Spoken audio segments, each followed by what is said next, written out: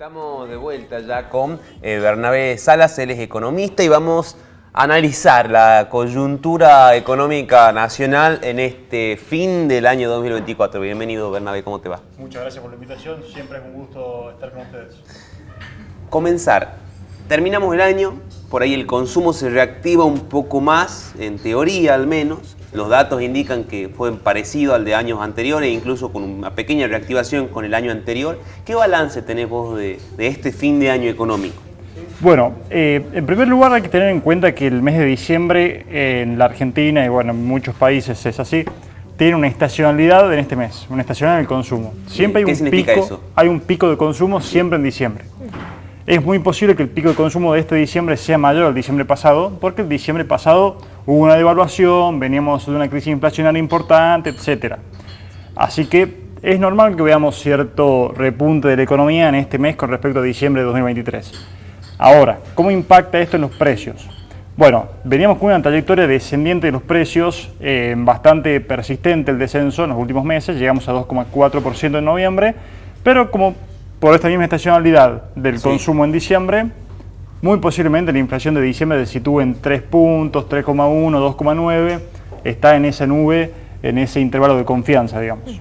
En la inflación, ¿entra, por ejemplo, algunas especulaciones que pueden hacer los comerciantes ante la mayor demanda, por ejemplo, que suben un poco los precios? ¿Todo eso termina impactando? Por supuesto, ante un pico de demanda, lo primero que hace un empresario, un productor, es elevar los precios para ajustarse, porque si no puede llegar a un momento para ajustarse, que también se beneficia, por supuesto, incrementa sus beneficios, pero si puede suceder que vendiendo barato se le termine su producción. Exactamente, y quede sin stock a futuro. Entonces, el precio es una variable de ajuste en la economía, tanto en el productor como en la macroeconomía.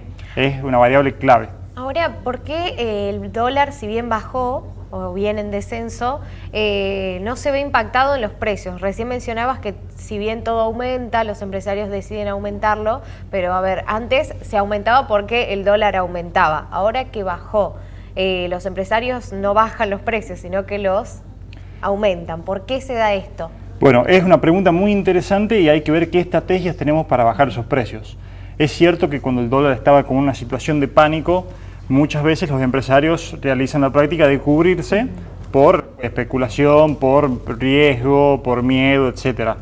Pero sí sucedió que ante un dólar muy planchado durante este año, muy sin cambios sustanciales, los precios han bajado muy poco, no han bajado. ¿Cuál es la estrategia que hace el gobierno para esto? La estrategia que está utilizando es la apertura comercial. Con la apertura comercial, importaciones más fáciles, importaciones baratas, porque el dólar está bastante barato, tenemos productos que llegan a precios mucho menores y estos productos compiten con el productor nacional. Entonces, de esta manera no le quedaría otra opción al productor nacional que bajar los precios. ¿Cuál es el riesgo de esto? Los costos en Argentina también son relativamente altos. Por lo tanto, tal vez no llegase a una baja de precios, sino que llegase a destrucción de algunas empresas, destrucción de algunos sectores, pérdida de empleo en algunos casos por el cierre de una fábrica, una empresa, una firma, lo que fuere. Bernabé, sobre ese caso puntual, ¿no? El caso de las importaciones, porque se habla mucho de que ante la apertura de importaciones van a bajar los precios por la competencia, como vos decías. Ahora, hay dos escenarios que me generan dudas. Primero que nada es que los productos importados en cuanto a mercadería, en cuanto a súper, todavía no se puede ver que hayan regulado precios. Sí, por ahí un poco la tecnología, que decir, compro en Amazon, no compro en Amazon, pero en ese sector, que es el más importante, todavía no impactó. Y por otro lado también se especulaba con que los importadores sean los mismos fabricantes de acá, digamos. Entonces, eso podría ser también una problemática en algún punto, si los mismos monopolios que pueden llegar a tener lo que hacen los fideos y el arroz, en vez de producirlo acá, se convierten en importadores y se transforman en su empresa en importadora. Bueno, lo segundo que mencionaste es un riesgo importante. No sé si un riesgo, pero una transformación que tranquilamente puede suceder. Que no es beneficioso para el país en ese caso, digamos. Depende. Puede ser, si la firma conserva su empleo, sigue teniendo, bueno, supongamos que hace una transformación mayúscula, estructural y transforma su empresa de productora a importadora y conserva su estructura de empleo, de trabajo, etc. Podría ser aceptable. Ahora, si en ese proceso reducimos nuestro personal un 80%, bueno, tal vez yo de la macroeconomía me empiezo a preocupar. También me empiezo a preocupar si las importaciones empiezan a ser demasiadas.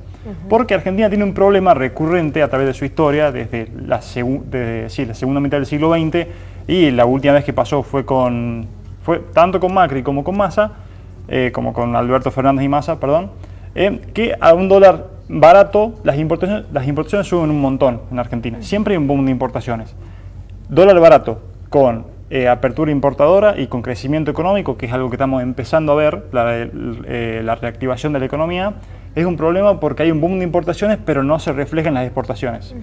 Entonces empezás a tener lo que muchos llaman fuga de dólares, se van dólares del país, etc. Esto alguien lo tiene que financiar, ya sea con venta de reservas del Banco Central o con deuda, ya sea deuda privada o deuda de multilaterales, etcétera, pero necesita los dólares para compensar esto. Esto se refleja en lo que se llama balanza de cuenta corriente de la economía. Pues eso es un problema tal vez a futuro, por ahora no se lo ve, pero es una amenaza. Ahora, vos primero me preguntaste, ya me olvidé de la primera pregunta. Bien, te hago otra pregunta, te la reemplazo.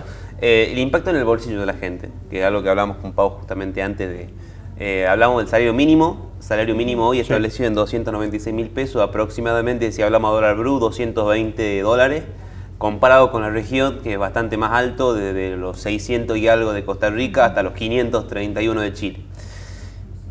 Y además tenemos productos en el súper que están más caros que en otros países de la región, digamos. ¿Cuándo crees vos, según tu análisis, que puede llegar una reactivación, que puede llegar una subida del salario, que puede llegar que podemos llegar a equipararnos todo un poco, un alivio para la gente? Bueno, el primer semestre de este año, 2024, fue bastante recesivo, salarios en baja, etc. Pero en términos de salario y de reactivación, ya esta segunda mitad se empieza a ver una reactivación y crecimientos salariales. Así lo demuestran las estadísticas del INDEC, etc. No es un dato que estoy inventando. Sí, claro. Pero el año que viene se estima que esto se va a sostener, es decir, va a haber crecimiento salarial, va a continuar la reactivación. Yo por ahora dudo que haya un crecimiento mayúsculo como el gobierno anticipan, pero mínimamente la reactivación se va a consolidar. Esto es bueno para los salarios, para los ingresos en general, para el empleo, etc. Ahora, en términos de salario mínimo, a mí me parece mejor analizar el salario mínimo respecto a su poder de compra real que en términos de dólar. Bien. Porque el dólar fluctúa mucho, ahora el dólar está muy barato, por lo tanto todos los ingresos en dólares parecen altos, pero también es un poco artificial. Porque cuando el dólar, supongamos que acomoda su valor un poco más alto, todos los ingresos en dólares caen. Entonces hay que analizar su trayectoria a través de los años en poder de compra, es decir, el salario mínimo real. Bien. Que sí, ha tendido a caer en los últimos años, es verdad, pero la contracara de esto debería ser una mayor generación de empleo, que en Argentina no se ve porque estamos en recurrentes crisis, sobre todo en los últimos 5 años. Así que para ver baja de precios, para ver mejoras en el poder adquisitivo de la gente, yo te diría que esperemos un poco más. Ya se está viendo en el salario, pero para verlo en el súper, con las importaciones, etcétera, en la vida cotidiana nuestra, te diría que esperemos unos cuantos meses, que pase la estacionalidad de diciembre, nos acomodemos en 2025 y me contás en un par de meses qué te parece el súper, si sigue caro, si bajan los precios, etcétera. Ahora, Bernabé, quiero preguntarte por el tema de la administración, viste, que también es importante para aquellos argentinos, aquellas personas que nos están viendo desde el otro lado, cómo prepararse para la economía del 2025. Cómo administrarse, es recomendable también por la baja del dólar comprar dólares para aquellos que quieran invertir, ¿qué es lo recomendable ante sueldos tan bajos también, pensando también en el año que viene? Bueno, en Argentina, este año 2024, 2025 al parecer se consolidaría también este sistema. Es muy atractiva la inversión en pesos, la inversión financiera en pesos. Bien. No tanto la inversión en el sector real de la economía. ¿Vos estás hablando de bonos, por ejemplo? Exactamente, bonos, acciones. Durante 2024 fue realmente rentable, porque el dólar se mantuvo, como les dije recién, planchado, pero si vos invertís en pesos tenías intereses mensuales que superaban la inflación. En este sentido, cuando volvés a comprar dólares, compras muchos más dólares que antes. Esto es lo que se llama el carry trade, el famoso carry trade. Bien. Ahora, si esto se va a mantener en 2025 es una pregunta que se lo hacen muchos, y el carry trade también empieza a tener sus problemas. Si es mucho tiempo de carry trade, generas una masa de pesos que en algún momento, como te dije recién, cuando el dólar cambie su valor, tenés toda una huida de pesos al dólar y te pueden generar una corrida. Bien. Todo esto si se libera el tipo de cambio. Bien. Por eso, mi opinión personal es que el tipo de cambio no se va a liberar por el momento, e inclusive tal vez hasta las elecciones no se libere. Bien. Ahora, lo que veo es que la inversión financiera, como en bonos, acciones, CDRs, puede ser muy rentable, pero ahora, si alguien quiere hacer una inversión en una firma, en una empresa, en algo que produzca o que otorgue servicios, yo no lo veo tan atractivo. Bien. Porque la estructura impositiva argentina sigue casi intacta. Bien. Y si querés ser exportador, el tipo de cambio está más bajo que nunca. Está más bajo que en el último trimestre del kirchnerismo, está más bajo que en el último, que no. Está casi igual al dólar de noviembre del año pasado de Sergio Massa. Entonces, para el exportador está siendo un año Durísimo. durísimo. Y el 2025 pinta de la misma manera. Entonces, para el que quiere invertir, no sé si es tan atractivo todavía. Bien. Yo me lo pienso varias veces antes de hacer una inversión Por ahí grande. capitalizarse, no sé, en vehículos, en bienes raíces, esas cosas, ¿tiene mejor valor que comprar dólares o una caja de ahorros? O... Sí, comprar dólares justo ahora puede ser complicado. Claro. No, no es complicado, pero tal vez el valor sigue planchado durante todo 2025 y perdés mucha rentabilidad.